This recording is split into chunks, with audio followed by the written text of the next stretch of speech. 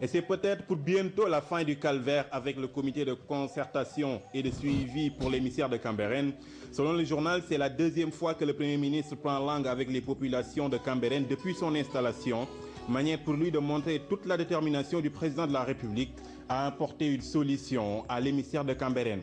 Et dans cette recherche de solution, Abdoul Mbaye préconise la mise sur pied d'un autre centre de traitement car Cambérène, dans sa phase actuelle, est saturé et il faudra penser plus tard à sa délocalisation. Cette concertation entre le Premier ministre, les ministres Ali Haïdar de l'écologie, Oumar Gueye de l'hydraulique et les populations de Cambérène permettra à terme, selon le Soleil, de poser de grandes questions et entrer à l'assainissement de la capitale. En politique, le journal Le Quotidien nous apprend ce matin qu'Abdoulaye Wade garde l'œil sur ses anciens compagnons de Bok Gis Gis. Il vient de demander l'audit de l'Assemblée nationale, du Sénat et du Conseil économique et social. Dans une lettre signée par Serigne Mbacké Ndiaye, l'ex-chef de l'État demande que les institutions en question soient auditées après le président de la République et le gouvernement.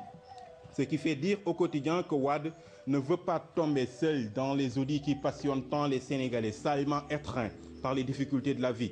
Et le journal de se demander si Wade n'est pas ravagé par la colère provoquée par la création de Benno Bokk Gis Gis par Pape Diop, Mamadou Seck et Ousmane Masseck Ndiaye. En tout cas, l'affaire prend des allures de règlement de compte.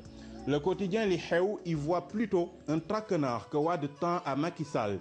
Avec l'audit de la gestion des affaires publiques de 2000 à 2012, le journal note que le nouveau chef de l'État sera nécessairement concerné pour avoir été ministre, chef du gouvernement et président de l'Assemblée nationale.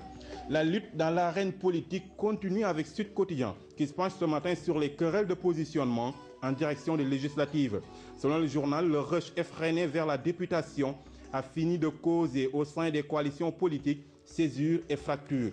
Des guerres de positionnement et de tiraillements qui scellent la fin d'idylles souvent contre nature entre des acteurs politiques davantage obnubilés par leur admission à l'Assemblée nationale que par la prise en charge des urgences de l'heure. Sud en veut pour preuve le vaste rassemblement qu'il y avait autour du candidat Macky Sall et qui perd aujourd'hui de sa dynamique unitaire avec le départ de certains alliés qui préfèrent postuler à la députation sous leur propre bannière. Vent de rébellion au commissariat central. C'est le titre qui fait la manchette de Walfadjri ce matin. C'est des éléments du groupement d'intervention rapide, unité rattachée au commissariat central de Dakar, qui sont mécontents du fait des difficultés rencontrées quotidiennement dans l'exercice de leur mission de sécurité publique. Ils se disent, selon Walf, victimes de discrimination, là où des policiers qui n'ont jamais quitté le bureau perçoivent des primes du Frontex, eux, ils n'ont jamais reçu un centime. L'autre motif de mécontentement de ces policiers trouve sa source dans le choix opéré pour les missions à l'étranger. Et selon Walf, qui a pris langue avec la hiérarchie, les autorités policières se renvoient la balle. Enquête revient ce matin sur la disparition de l'ancien international Jules Bokandé et c'est pour donner la parole à sa famille qui raconte un Bokandé qui avait l'habitude de dire quand il était enfant « Frappez-moi en haut, partout, mais pas sur mes béquilles, entendez mes jambes ».